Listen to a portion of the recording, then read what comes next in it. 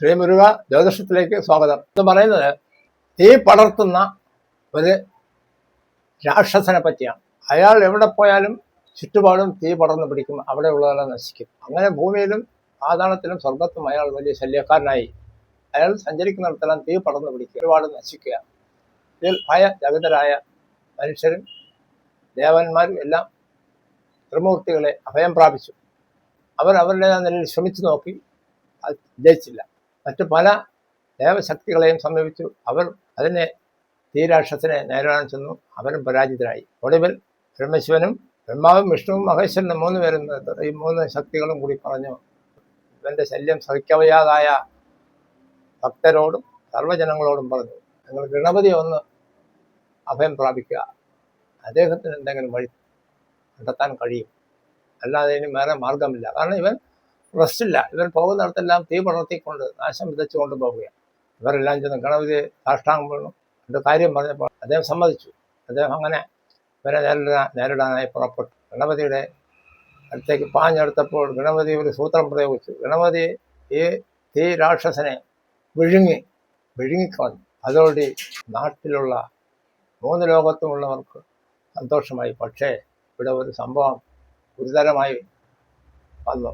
അത് ഗണപതിക്ക് ഇരിക്കപ്പെടുന്നില്ലാതായി. ഗണപതിക്ക് ഉള്ളിൽ നിന്ന് തീ, ശരീരത്തിൽ ചൂട് വളരുകയാണ്. തീയല്ല, ചൂട് കൊണ്ട് ഇരിക്കപ്പെടുന്നില്ലാത്ത ഒരവസ്ഥയിലേക്ക് ഗണപതി വന്നാൽ ലോകത്തിൻ്റെ സ്ഥിതി എന്താണ്? വിശ്വാസികളായ നമുക്കതിനെപ്പറ്റി ചിന്തിക്കാൻ പോലും സാധിക്കുന്നതല്ല. അങ്ങനെ താമരപ്പൂ കൊണ്ടുവന്ന് ഗണപതിക്ക് അഭിഷേകം ചെയ്തു. ചൂട് കുറഞ്ഞില്ല. പിന്നീട് ചന്ദ്രപ്രഭ കൊണ്ടുവന്ന് ചന്ദ്രപ്രഭയാൽ ഗണപതിയെ മൂടി. അതിലും രക്ഷയില്ല. ജലാഭിഷേകം ചെയ്തു, യാതൊരു രക്ഷയില്ല.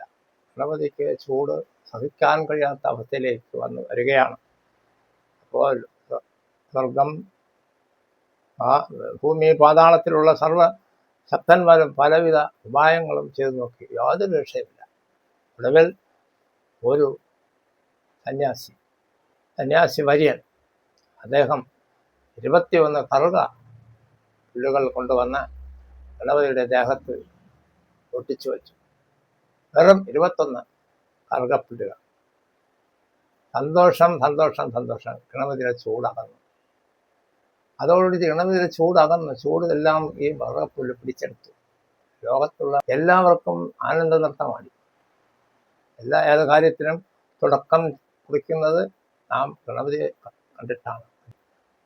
ഏറ്റവും ഒടുവിൽ ഒരു മനീഷിയാണ്, സന്യാസി. അത് മാത്രം പറഞ്ഞാൽ പോലും.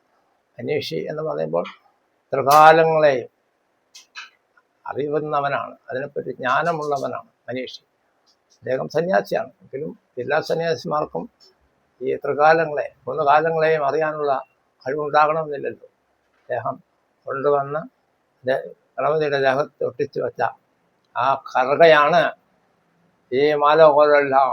പിന്നീട് ഗണപതിയുടെ പ്രീതിക്ക് വേണ്ടി നമ്മൾ കറുകമാല കൊടുക്കുന്നു, കറുകഹോമം ചെയ്യുന്നു.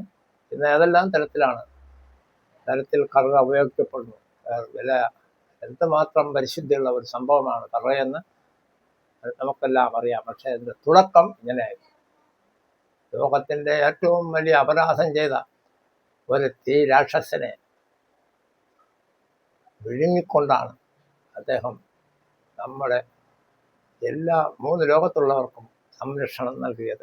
ഗണപതിയും കറുകയും തമ്മിലുള്ള ആ ദിവ്യമായ ബന്ധമാണ് ഇവിടെ പറയുന്നത്. ഇത് കേട്ടുകൊണ്ടിരിക്കുന്ന നിങ്ങളോട് എനിക്ക് നന്ദിയുണ്ട്. സബ്സ്ക്രൈബ് ചെയ്ത് സപ്പോർട്ട് ചെയ്യണം. എല്ലാവർക്കും നന്മ ഉണ്ടാകട്ടെ എന്ന് പ്രാർത്ഥിക്കുന്നു.